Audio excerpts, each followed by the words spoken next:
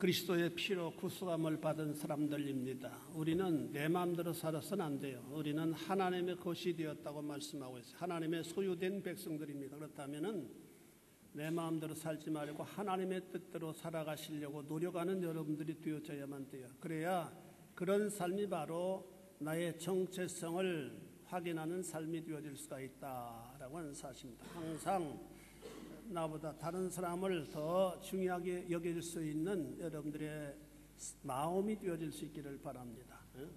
왜 이런 말씀 드리냐면 우리 사도신경 같은 거 외울 때는 얼마나 빠른지 심장마비 올 것 같아요. 그래서 보조를 맞추는 것이 굉장히 중요합니다. 옆 사람. 그래서 아주 빨리 할 수 있는 사람 좀 천천히 템포로 해서 옆 사람과 맞춰서 하모니를 이루는 이런 자세. 이것이 상대방을 배려하는 아름다운 우리 그리스도인의 행보일 수 있습니다. 굉장히 중요해요. 우리 옆 사람, 좌우 옆 사람들과 사랑합니다. 우리 한번 인사하고 말씀 듣도록 하겠습니다. 사랑합니다.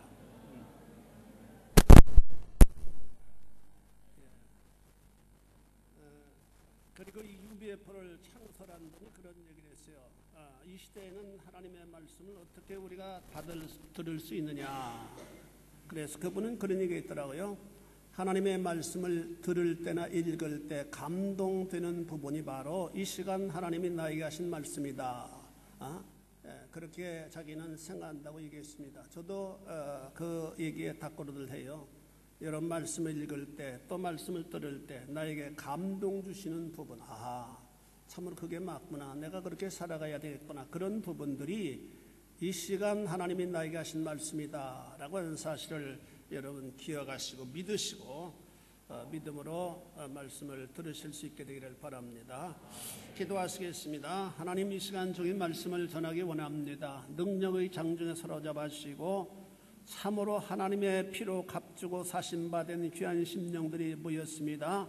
한 사람도 거저 왔다 거저 돌아가지 말게 하시고 하나님께서 이 시간 나에게 주신 말씀, 그 능력의 말씀을 아멘으로 받고 돌아갈 수 있는 역사가 일어날 수 있도록 하나님 인도하여 주시고, 말씀은 파워가 있사오니 하나님의 말씀이 나에게 임할 때 나의 염려, 근심, 고통이 사라지게 하시고 나의 질병이 물러가게 하시고 또한 나의 간절한 소원이 이루어질 수 있는 복된 시간이 되어질 수 있도록 하나님 역사하여 주옵소서. 내 영혼이 치료받을 수 있도록 하나님 인도하여 주옵소서. 예수님 거룩하신 이름 받들어 기도 올리옵나이다. 아멘. 흑인으로 유일하게 노벨 평화상을 처음으로 수상한 사람이 랄프 분케라고 하는 사람입니다. 그는 아주 유명한 정치가가 또 되게, 그는 또한 유명한 정치가였는데 그 유명한 정치가 되기까지는 수많은 걸림돌이 있었습니다. 왜냐하면 그 사람은 1940년에서 한 60년대까지 그때 아주 흑백 문제가 치열할 때 살았던 사람이었기 때문에 더 어려움이 많았습니다. 그는 어릴 때 어머니를 여의었고 아버지도 얼마 후에 세상을 떠났습니다. 12살 때 아주 천의 고아가 되었습니다. 여러분 중에 나는 참 불행한 존재다라고 여기시는 분이 있으면 그렇지 않아요. 여러분 행복한 사람들입니다. 우리가 나보다 나은 사람들을 살펴보면 한없이 내가 불행할 수 있지만 나보다 약한 사람들을 내려다보면 우리는 한없이 행복한 존재일 수가 있다라고 하는 사실을 여러분이 기억하실 수 있기를 바랍니다. 그는 양친이 별세한 후에 디트로이트에 있는 그의 집을 떠나서 로스앤젤레스로 가서 할머니 루시 존슨과 함께 살아야만 되었습니다. 이 할머니는 어린 랄프 문체에게 큰 가마를 주었어요. 그녀가 세상을 떠나기 전에 그녀의 작은 책 너 자신을 믿으라 라고 하는 책이 출간되었는데 그의 책에 이런 말을 남겼습니다.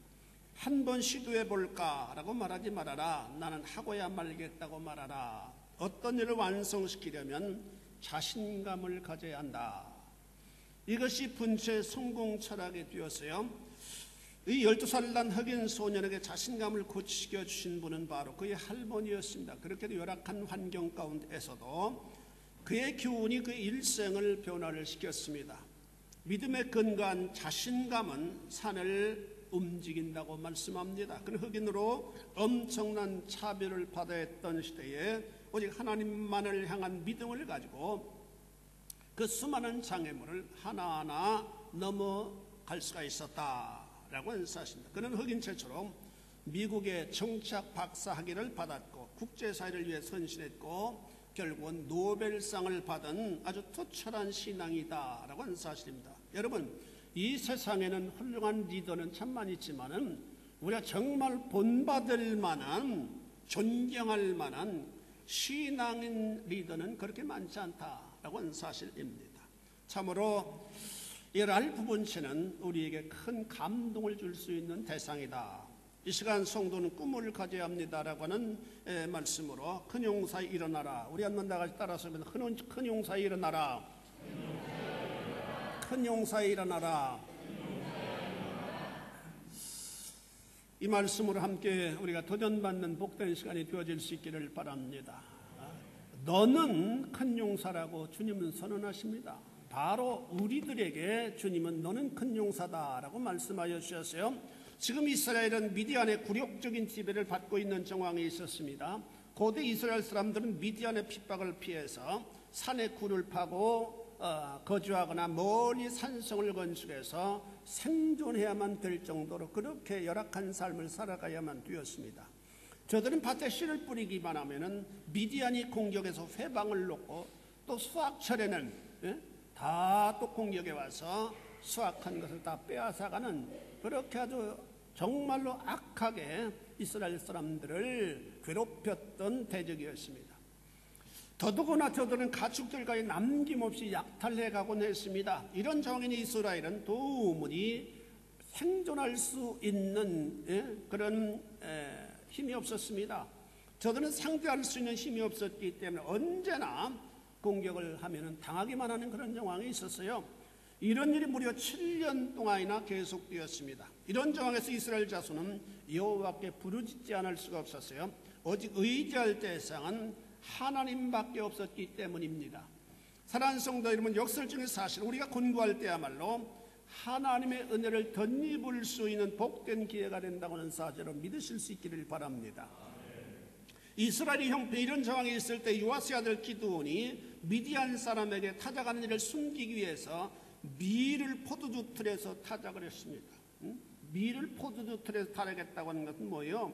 포도주 둥근 포도주를 즙을 짜는 이 둥근 통 속에 들어가서 밀을 조심스럽게 조금씩 타작을 했다라고 하는 말씀입니다.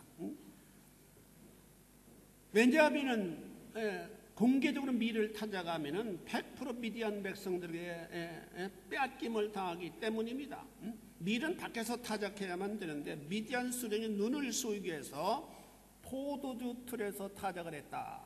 얼마나 가슴 졸이는 일이었겠습니까? 그런데 그 고통스러운 자리에 여호와의 사자가 임재하셨다라고 말씀합니다. 여호와의 사자는 신약에 오실 메시아를 지칭합니다. 그는 기드온에게 폭탄 같은 말씀을 선언해 주셨습니다. 큰 용사여 여호와께서 너와 함께 하시도다. 우리 한번 따라서 보겠습니다. 큰 용사여 여호와께서 너와 함께 계시도다. 여러분, 어떤 특별한 대상이 큰 용사가 되어질 수 있느냐? 그것은 하나님이 함께 하시는 심령 그 사람이 큰 용사가 되어진다라고 하는 사실입니다. 이 말씀은 오늘날 살아가는 나와 여러분들에게 하신 말씀입니다. 우리 이 시대, 이 세상을 변화시키기 위해서 주님께서 부르신 자녀들이기 때문입니다. 이때 기드온은 하나님의 사자에게 말씀드렸습니다.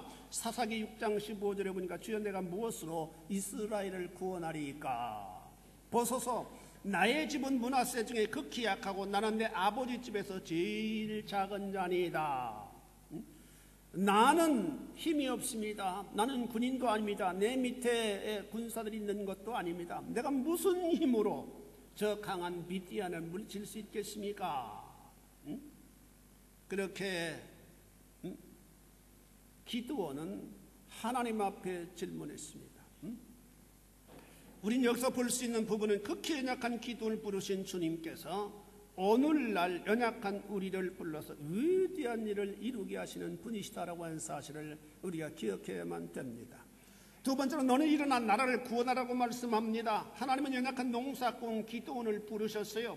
그리고 그에게 이스라엘을 미디안의 손에서 구원하라고 명령하셨습니다.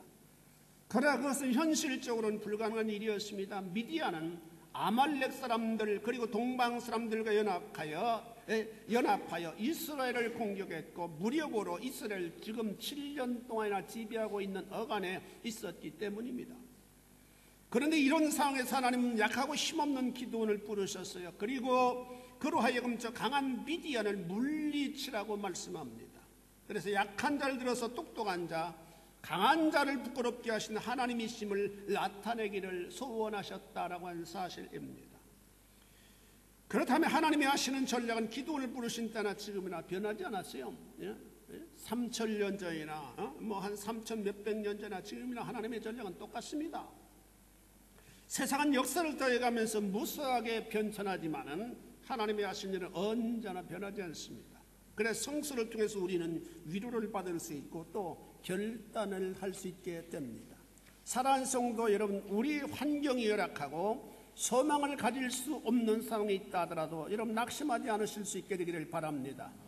열악한 상황에서 드리는 우리의 기도를 하나님께서 응답하여 주시기 때문입니다. 신실하신 하나님께서 우리와 동행하여 주신다고 약속하고 있기 때문입니다. 하나님이 내 편이 되시기만 하면 우리는 어떤 일도 창출할 수 있는 능력을 하나님께로부터 허락받게 되어진다라고 하는 사실입니다. 세 번째로는 하나님이 너와 함께 하겠다고 약속했습니다. 사사기 6장 16절에 보니까 여호와께서 그에게 이르시되 내가 반드시 너와 함께 하리니 내가 미디안 사람 치기를 한 사람을 치듯 하리라. 하나님께서 너와 함께 하심으로 셀 수 없이 많은 미디안 사람들을 마치 한 사람을 상대하는 것처럼 쉽게 상대하게 만들어주겠다고 약속하셨습니다. 우리는 항상 상대방에만 무리를 보고 겁을 먹는 경우가 얼마나 많이 있습니까? 그러나 무리가 많은 것은 싸움에서 유리하지만은 반드시 승리한다라고 하는 법칙은 없어요. 기드온이 미디안에만 무리를 두려워했을 때 하나님은 위로하여 주셨습니다. 걱정하지 마라. 내가 너로 하여금 한 사람을 상대하듯 해주겠다. 여러분들의 이런 축복이 함께 하실 수 있게 되기를 바랍니다. 콩쿠르에 가면 100명이 왔다, 120명이 왔다, 더 큰 콩쿠르 150명이 왔다. 그렇게 많이 왔다 할지라도 내가 여기서 어떻게 입상할 수 있을까? 기죽지 마시기를 바랍니다. 이유는 하나님께서 그 많은 무리를 한 사람을 상대하도록 해주겠다라고 약속하셨기 때문입니다. 이 약속 믿으시고 담대하게 그런데도 나가실 수 있게 되기를 바랍니다. 여러분 요즘 회사에 아니면 공무원 시험에 치려면은 보통 몇백 대 1이라고 합니다. 아주 기를 죽이는 그러한 경쟁률을 우리가 당하게 된다고 그래요. 그러나 하나님께서 1대1로 만들어 주신다면 얼마나 그 시험들이 쉬울 수 있겠어요. 언제나 이 믿음 가지고 무슨 일이든지 도전할 수 있는 여러분들의 신앙이 되어질 수 있기를 바랍니다. 또 너는 할 수 있다고 주님께서는 격려해 주셨습니다. 하나님 우리와 함께 하실 때 우리는 무슨 일이든지 할 수 있습니다. 믿으시기를 축원합니다. 우리의 가장 큰 문제는 하나님께서 과연 이 일에 나와 함께 하시느냐입니다. 하나님께서 기드온에게 함께 하신다는 확신을 주셨을 때 기드온은 어떻게 행동했을까요?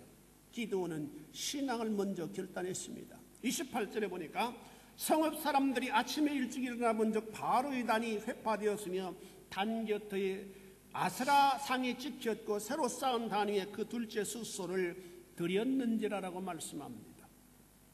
그 이스라엘 사람들이 그 성읍 사람들이 아침에 일찍이 일어나서 그 삐아자에 나가 보니까 그 삐아자에 이방신 바알 신상을 아주 굉장히 웅장하게 만들어 놓고 이스라엘 사람들이 그 신상 앞에 절을 하는데 어느 날 아침에 나가 보니까 그 신상이 찍혀버렸고 넘어져 버렸고 거기에 새로 하나님을 향한 단을 쌓았고 그 단에서 둘째 숫소를 드리는 놀라운 장면을 성읍 사람들이 목격하게 되었다라고 말씀입니다. 놀라운 일입니다. 그것은 어떤 의미에서는 죽기를 각오하고 행한 일일 수 있습니다. 하나님께서 미워하신 아스라상, 바알상을 찍어내고 그 자리에 하나님을 위한 단을 만들었습니다. 그리고 그 위에 하나님께 제물을 드렸습니다.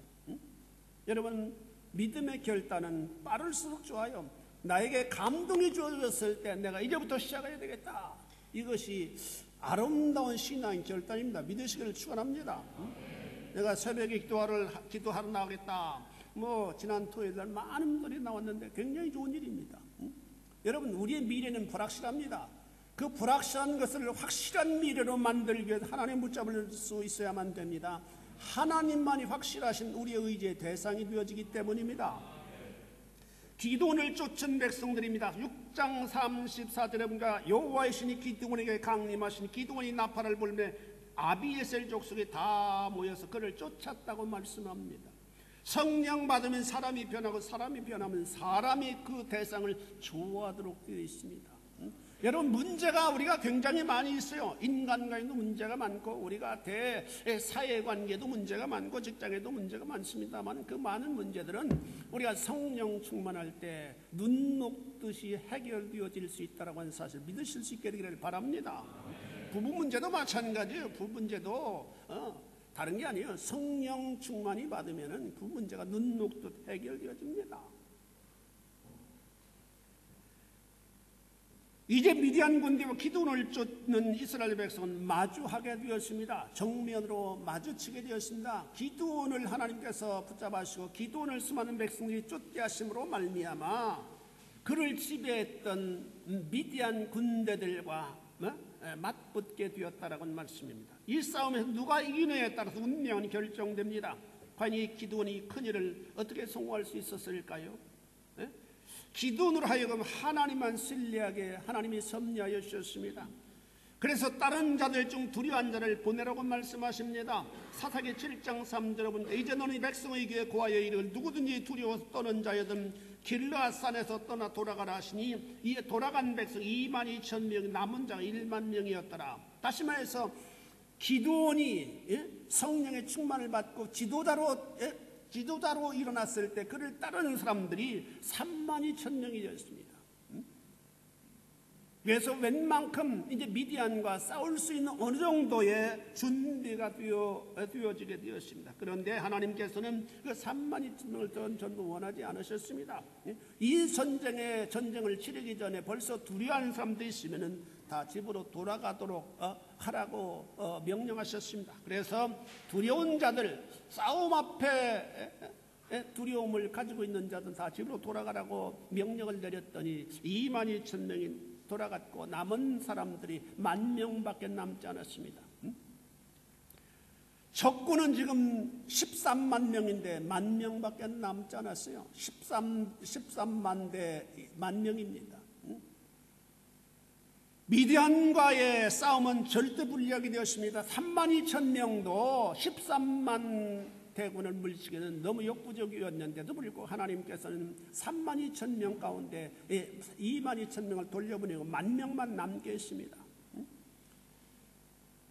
여러분, 13만 5천은 수학적으로 아무리 생각해도 이기기 어려운 싸움입니다. 그러나 하나님은 인간의 수나 힘을 중요하게 여기지 않으십니다. 이렇게 절대 약세인데도 불구하고 하나님은 또 말씀하십니다. 아직도 수가 많다라는 의미입니다. 그러니 저들을 10,000명을 물가로 데려가서 물을 마시게 해서 개처럼 혀로 물을 핥는 자는 다 돌려보내고, 이 성경에 나오는 이 개는 이렇게 별로 좋지 않은 데 많이 사용되더라고요. 그러니 물가로 내려가 물을 마시게 개처럼 혀로 물을 핥는 자는 다 돌려보내고 손으로 훔쳐 입에 대고 핥는 자만 선택하라고 하나님 명령하십니다. 그래서 왜 이 개처럼 핥는 자를 다 보내라고 말씀하셨을까? 그 부분에서 해석이 몇 가지가 있는데, 그때 당시는 관습적으로 이스라엘 백성들이 우상 숭배를 할 때 언제나 무릎을 꿇고 경배를 했다고 합니다. 그래서 무릎 꿇는 일에 익숙한 자들은 우상 숭배자들이기 때문에 보내라, 그렇게 말씀했다고 하는 성서학자들 해석도 있고, 또 한 가지 해석은 손으로 물을 훔쳐 잡고 마시는 사람들은 경계심을 늦추지 않는 사람들이다. 칼을 한 손에 잡고 언제 적이 쳐들어올지 모르기 때문에 만반의 준비를 갖추고 손으로 물을 떠서 마시면서 앞에 적진을 살필 수 있는 사람, 이런 사람이 준비된 자고 하나님 앞에 쓰실 만한 사람이다 라고 하나님께서 아시기 때문에 그렇지 않은 자를 다 돌려보내라고 말씀하셨다. 그렇게 해석하는 분들도 있어요.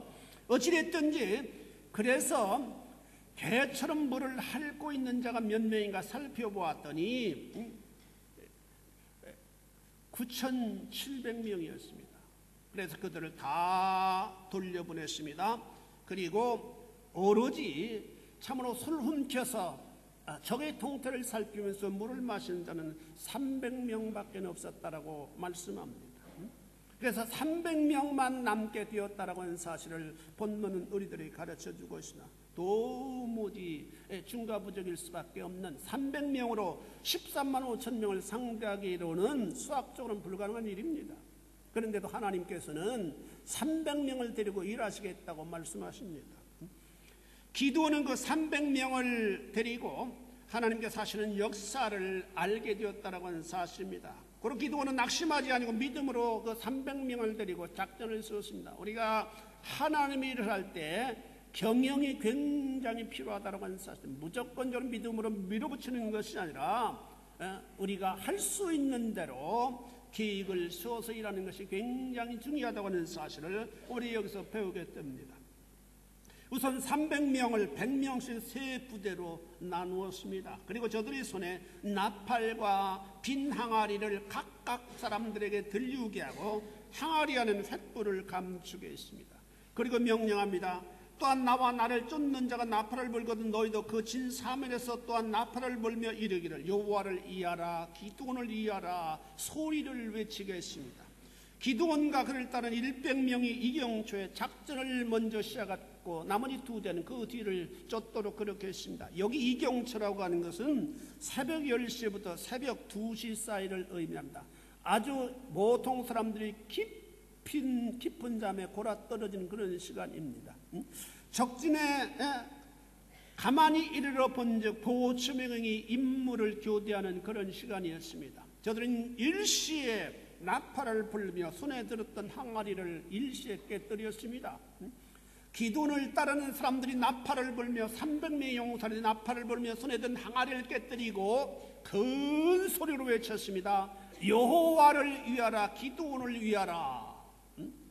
그때 그 300명이 일시에 항아리를 깨치고 횃불을 들면서 기드온을 위하라 여호와를 위하라 기드온을 위하라 외쳤을 때 그 아주 깊은 밤중에 정막을 깨뜨리는 소리가 얼마나 우렁차게 지축을 흔들었겠습니까? 저들은 고나게 자다가 깜짝 놀랐습니다. 항아리들이 일시에 깨짐으로 수많은 말탄 기병들이 공격하여 오는 줄 그렇게 착각을 했습니다. 그리고 사방에서 수많은 횃불들이 켜지고 바람처럼 움직이는 광경에 저들은 정신을 차릴 수 없게 되었습니다. 여러분, 전투에서 치는 것은 당할 때 혹은 기선을 제압당할 때라고 합니다. 우리나라도 6.25 전쟁이 일어났을 때 예상치 못하게 적군이 탱크를 앞세고 들어왔기 때문에 우리는 정신을 차릴 수가 없었고 무조건적으로 후퇴를 우리가 해야만 되었습니다. 한참 만에 정신을 차리고 유엔군의 도움으로 겨우 그들을 막을 수가 있었다고 하는 사실을 우리는 6.25 전설을 통해서 배우게 됩니다. 하나님은 미디안 사람들이 판단력을 혼미하게 하심으로 자기들끼리 막 정신을 차릴 수 없는 그 정황을 혼미하게 만들어 놓고 자기들끼리 치고받게 하셨다라고 본문은 기록하고 있습니다. 그러므로 저들은 그 많은 무리들이었었는데 13만 5천 명이 되는 엄청난 무리들이었었는데 힘한 먼제대로 쓰지 못하고 괴멸당하고 말았다라고 말씀합니다. 하나님께서 하신 일은 참으로 놀랍습니다. 이런 사실을 후일에 알게 된 미디안 사람들은 얼마나 가슴을 치고 원통했을까요? 우리가 겨우 300명이 당했단 말이냐? 어떻게 이런 일이 일어날 수 있겠냐는 그런 의아심을 가지고 저들은 얼마나 가슴을 쳤을까요? 300명한테 14만 5천 명이 손 한 번 쓰지 못하고 섬멸당하고 말았으니 말입니다. 이것이 하나님이 하신 일입니다. 사랑하는 성도 여러분, 우리는 본문을 통해 중요한 사실을 배우게 됩니다. 하나님 우리를 향하여 큰 용사 일어나라고 말씀하십니다. 하나님 벌써 기도원을 통해서 이루실 하나님의 놀라운 역사를 내다보시고 기도원을 향하여 큰 용사라고 지켜 세우셨습니다. 우리를 향해서 큰 용사라고 말씀하여 주시고 있는 사실을 우리는 기억해야만 됩니다. 큰 용사란 대단한 힘과 지력을 갖춘 리더라고 하는 의미입니다. 사람이 볼 때는 평범하게 보인다 하더라도 하나님 우리를 향해 큰 용사로 보신다고 하는 사실을 여러분 믿으실 수 있게 되기를 바랍니다. 큰 용사는 하나님의 위대한 일을 할 수 있는 사람입니다. 대단한 능력을 주님께로부터 받은 사람입니다. 그런데 하나님은 나와 여러분들을 큰 용사라고 말씀하십니다. 그리고 자신의 정체성을 깨닫고 일어나라고 하십니다. 나는 큰 용사이기 때문에 가만히 앉아있을 수 없는 존재라고 하는 말씀입니다. 우리는 현실적으로 무력할 수밖에 없습니다. 우리의 활동 영역은 좁고 또한 엄청난 경쟁이 우리 앞을 가로막고 있습니다. 우리가 도전하기는 역부족이라고 느낄 수밖에 없는 상황을 우리들이 지금 살아갑니다. 그래서 우리는 도전하려고 하는 용기조차 날려버리는 경우가 참 많습니다. 기회가 와도 난 할 수 없는 연약한 자라는 의식 때문에 두려워합니다. 그래서 아무것도 하지 못합니다. 그러나 하나님 우리에게 성령을 부어주시고 너는 큰 용사다 일어나라 라고 말씀하십니다. 그렇다면 우리는 일어나야만 됩니다. 눈을 크게 뜨고 웅대한 꿈을 우리는 붙잡아야만 합니다. 그리고 그 꿈을 실현하기 위해서 기도원처럼 철저한 계획을 세우고 그 계획을 차근차근히 실행해 나갈 수 있는 심령들이 되어져야만 됩니다. 그것은 쉬운 일은 아닙니다. 그러나 실행한 자에게는 쾌감이 주어지게 되고 그것을 행동하는 자에게 주시는 주님의 축복입니다. 여러분 운동하는 사람들은 운동하기는 어렵지만 운동하는 한 번 운동에 맛을 들리는 사람은 계속 운동한다고 그래요. 왜? 운동하고 땀을 내고 샤워를 할 때 아주 쾌감이 있잖아요. 그 쾌감이 하나의 그 개인에게 계속 운동을 지속하게 만드는 하나의 매체가 되어진다고 합니다. 여러분 어떤 상황에 수굴하지 아니하고 나는 큰 용사다라고 하는 의식을 가지고 금년 한 해를 하나님의 웅대한 비전을 성취하기 위해서 달려가는 여러분들의 믿음이 되어질 수 있기를 주님의 이름으로 축원해 드립니다. 기도하시겠습니다. 자비하신 아버지 하나님 주님의 은혜를 감사합니다. 우리는 나 자신을 바라볼 때 나는 별 볼 일 없는 연약한 존재라고 하는 이런 부정적인 생각 때문에 우리는 참으로 깊은 골방에서 전전긍긍하면서 하루하루를 지내는 우리들은 아닌지 우리 자신을 살펴보게 하나님 인도하여 주옵시기를 바랍니다. 그러나 하나님은 참으로 그 가정에서 인정받지 못하고 참으로 그 아버지의 가문에서도 전혀 인정받지 못했던 기도원을 향하여 너는 큰 용사다 일어나라고 말씀하셨다고 하는 사실을 우리가 기억하고 이 말씀은 바로 2012년도를 살아가는 우리들에게 하신 하나님의 말씀이라고 하는 사실을 기억하고 우리가 주먹을 불끈쥐고 일어날 수 있는 심령들이 되어지게 하나님 인도하여 주옵시기를 바랍니다. 나는 연약하지만 하나님이 나와 함께 하실 때 나는 할 수 있다라고 하는 담대한 믿음을 가지고 나아가게 하나님 인도하여 주셔서 금년도에 하나님께 나를 통해서 이루시고자 하시는 엄청난 역사를 이룰 수 있는 하나님의 사람들이 되어지게 하나님 인도하여 주옵소서. 감사하며 예수님 거룩하신 이름 받들어 기도 올리옵나이다. 아멘.